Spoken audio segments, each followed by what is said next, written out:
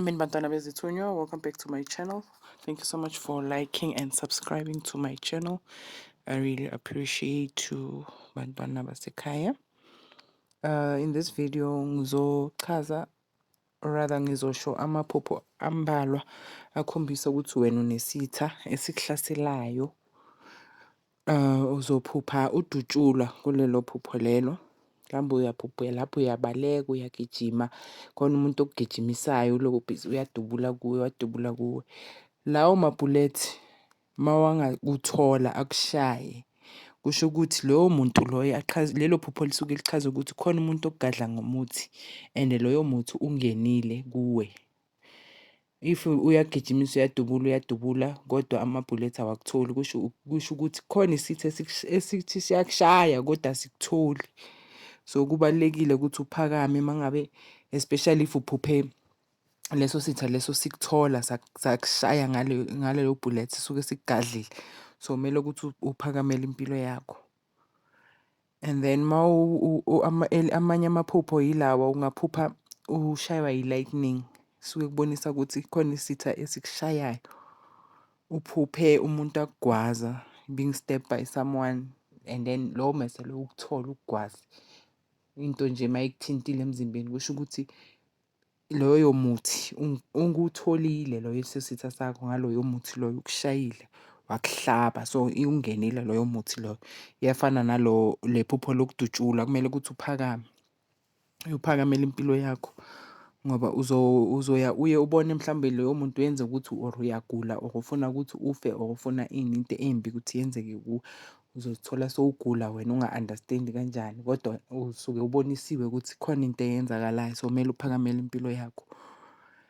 And then amanye amaphupho ungaphupha ulwa lapho khona abantu nje bayakushaya ephupheni or khona umuntu olwa naye. Loyo muntu loyo makaphumelele nalelo lisho ukuthi isitha sakho siphumelele kulento embi esikwenza yona. If wena uphupha uyalwa bese uyazishaya lezo zitha kusho ukuthi wena amandla wakho kahle kahle mazi ngakutholanga lawo mabullet angakutholanga leyo mese ungakutholanga wena uphumelele kuleyo mpi yezandla shuthi wena unamandla undlula leso sitha leso that's why usinqobile ngokusishaya or mhlambe loyo bekakudubula wathatha isibhamu wena wadubula yena or wathatha loyo mese wagwaza yena kulelo phupho then kusho ukuthi wena amandla wakho aphezulu kunaleso sitha sakho. And then ungaphupha umuntu akukapa ngamatshe mawakutholile kusho ukuthi umuthi ukutholile. Makakushaya nje kodwa ayakuveyisa kusho ukuthi akakutholi leso sitha. Ungaphupha inja ikuluma. Ungaphupha amaphoyisa uboshwa amaphoyisa kusho ukuthi khona isitha esuke sibopha impilo yakho. Mawubophupha bakubopha izandla bakubopha inyawo khona umuntu osuke akubophile empilweni yakho ukuthi impilo yakho wena melanga ukuthi ikhanye khona lokho afuna ukuthi izinto zakho zibhede kuzo then uyakubopha loyo muntu loyo. So lawo maphupho awekho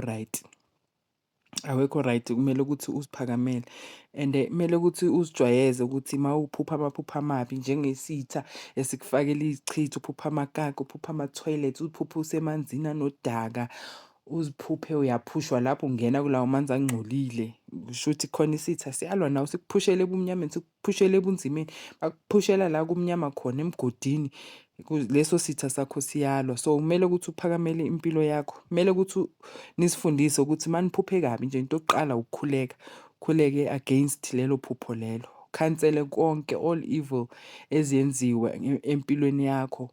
Wena uwazi noma ungazi kumele uhlale ukuthi uzikhulekele nomndeni wakho or mangabe uphuphele omunye umuntu yenza ukuthi kube umsebenzi wakho ukuthi umkhulekise ngoba suke kukhombisa ukuthi khona isitha esiphakeme empilweni yakhe le mhlambe ifamily yakho mhlambe umngane wakho then ungamkhulekisa lowo muntu loyo.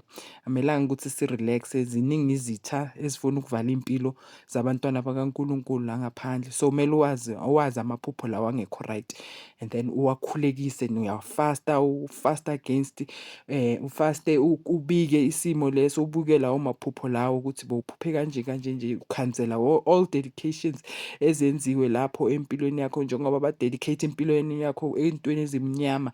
Khansela konke lokho, wena ushise konke lokho kumnyama lokho, and then mazikutholile khona la kumele ukuthi uphakame khona uyothola uncedo kwababonayo, kwabaphilisayo ukuthi yeyi ngiphuphe into eso, bese umsizi loyo wakho or ngithi umelaphi bese uyayi-check-a lento leyo bese uzokhona ukuthi a-fight against, aku-protect against lezo zitha lezo, zithi noma zithi ziyaphinda futhi ziyazama zingathuli. Ngiyabonga abantu abadala, amen bantwana bezithunywa, please don't forget to subscribe.